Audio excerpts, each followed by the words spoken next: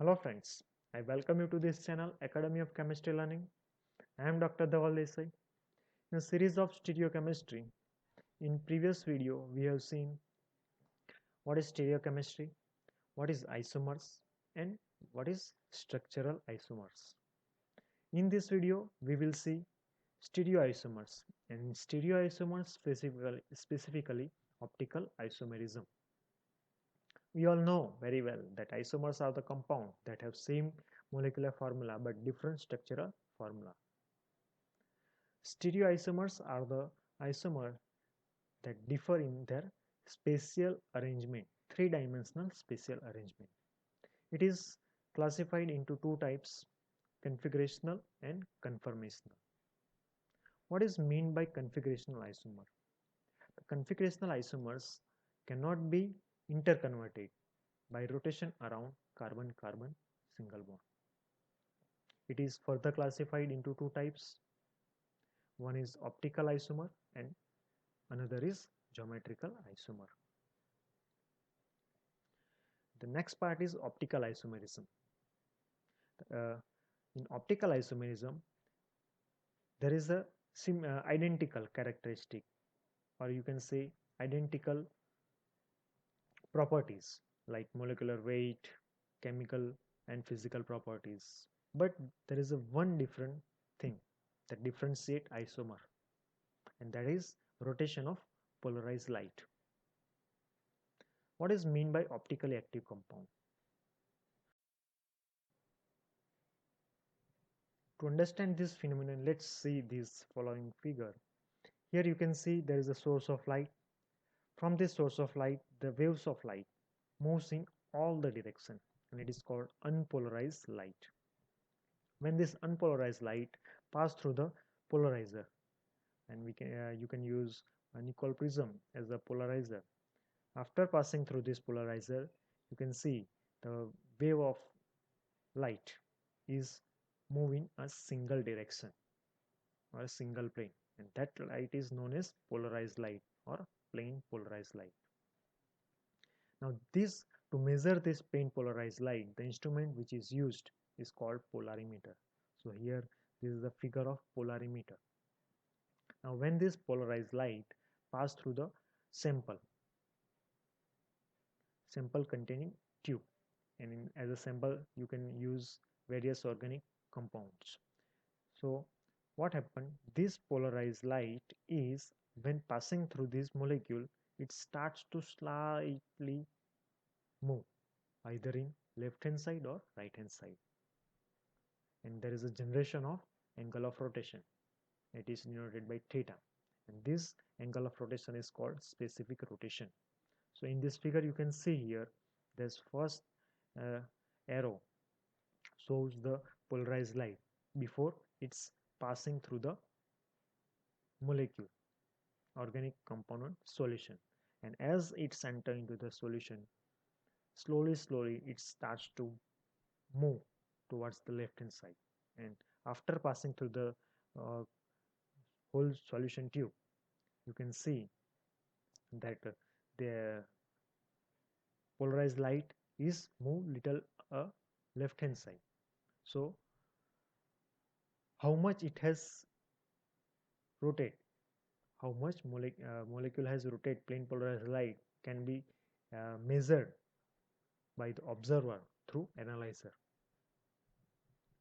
Now this plane polarized light can be rotate in clockwise direction, or it can be rotated by the molecule in anti-clockwise direction.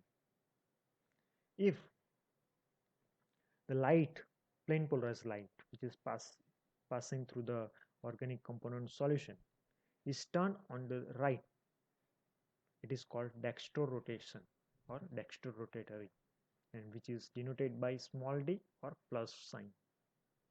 If the plane polarized light is turned to the left, or you can say compound has uh, moved the plane polarized light towards the anti-clockwise direction, so it is called levo rotation, which is denoted by small l or minus sign. And so from this we can conclude that compound. If compound has tendency to rotate the plane polarized light, so there's a two possibility, either it can be dextro form or levo form. Now what is racemic? So when there is a mixture in a mixture of a component which has two isomers, component has mixture of two isomers, and if the proportion of both the isomer is equal, that is 50-50, so that mixture is called racemic mixture, which is denoted by DL or plus minus sign. What does it means? That in that component there is a presence of both isomers, and as there is a presence of both isomers, it is optically inactive. Why it is inactive? Because both the isomers cancel each other effect, and hence the specific rotation or angle of rotation is zero. So always keep in mind that racemic mixture is optically inactive. Now, what is the cause of this optical activity? Answer is simple: chiral carbon atom or asymmetric carbon atom. That means if there is a presence of chiral carbon atom, then the molecule is optically active, you can say. What is mean by chiral carbon atom? The chiral carbon atom, to understand this chiral carbon atom, first assume that if compound there is a presence of chiral carbon atom, that compound is optically active. That's true, we know very well now. And the sp3 hybridized carbon atom is tetrahedral. The valency of carbon atom is 4. Now this 4 valency of carbon atom is fulfilled by 4 different groups attached to that carbon atom. Then and then that carbon atom is called chiral carbon atom. In this figure you can see the central carbon atom, this is pink, is chiral carbon atom, because there are 4 different groups: group A, group B, group C, and group D. 4 different groups are attached to this carbon atom, and hence it is chiral carbon atom. For example, glyceraldehyde. In glyceraldehyde there are 4 different groups: H, OH, CH2H, and CHO. So the glyceraldehyde is optically active component. Now what is optical isomer and how it is originated? What is optical isomer and how it is originated? To determine whether a component is optically active or not, what we have to do? We have to first find out if there is a presence of chiral carbon atom, means the carbon atom has 4 different groups attached to it. If there is a presence of chiral carbon atom, then it will show optical activity. Why it is showing optical activity? Because it is optically active component, and hence there is a observation of optical isomerism. So we can say that to any component to have optical active component, any component to be optically active, it should or it must contain chiral carbon atom. How many? Now next question is very important, that how many optical isomers are possible for any molecule? Now we know that if the component has chiral carbon atom, then it is optically active, and as it is optically active, it can show optical isomerism. And optical isomerism, that means nothing but there is a rotation of plane polarized light by organic molecule, right? So how many optical isomers are possible in any molecule? To find out that, we have to use the equation 2^n, where what is small n is indicating? Small n is nothing but it is number of chiral carbon atom present in a molecule. As we have seen the previous example, that is of glyceraldehyde. In glyceraldehyde there is a 1 chiral carbon atom. So as per the equation, there are 2 optical isomer are possible in case of glyceraldehyde. Here you can see one molecule, one isomer is this, and second isomer is its mirror image.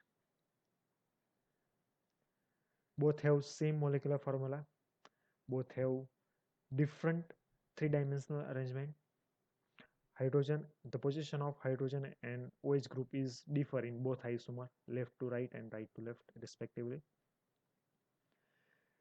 It is not conformational isomer, remember. Why? Because these two isomers cannot be generated by the interconversible of by the rotation around carbon-carbon single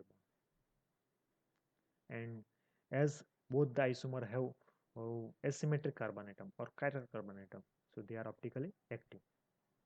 Another example is alanine. Alanine has four different groups: COOH, H, CH3, and NH2. So it is optically active, and hence it can rotate plane polarized light either in clockwise direction or anti-clockwise direction. And it has one chiral carbon atom. So there are two optical isomer are possible in case of alanine. The one is left hand side, one isomer is this one, and second isomer is its mirror image. So from all these things we can conclude that what is configuration? The arrangement of four different groups around asymmetric carbon atom in three-dimensional space is known as configuration. And as the molecule possesses configurational isomerism, it can rotate plane polarized light in clockwise or anti-clockwise direction. I hope you understand this phenomenon of optical isomerism. Thank you.